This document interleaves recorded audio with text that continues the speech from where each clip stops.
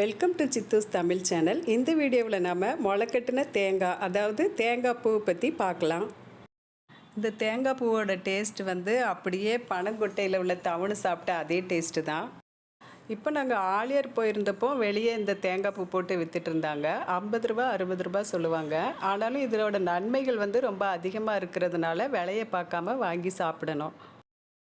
தேங்காயிலையும் இளநீலையுமே ரொம்ப சத்து இருக்குது. ஆனால் அந்த ரெண்டையும் விட இந்த தேங்காய் பூவை சாப்பிட்றது உடம்புக்கு ரொம்ப நல்லது.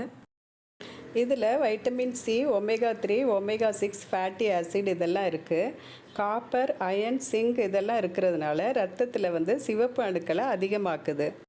இதில் இருக்கிற ஆன்டி ஆக்சிடென்ட் நம்மளுக்கு நோய் எதிர்ப்பு சக்தியை தருது. இதில் செலினியம் இருக்கிறதுனால வயது முதிர்வை தள்ளி போட்டு நம்மளோட தோலை பளபளப்பாக வச்சுருக்கிறதுக்கு உதவு. ரத்தத்தில் சர்க்கரை அளவை கட்டுப்படுத்துது. சிறுநீரக தொற்று வராமல் நம்மளை பாதுகாக்குது. ஈஸ்ட்ரோஜன் லெவலை கட்டுப்படுத்துறதுனால முறையற்ற மாதவிடாயையும் சரியாக்குது.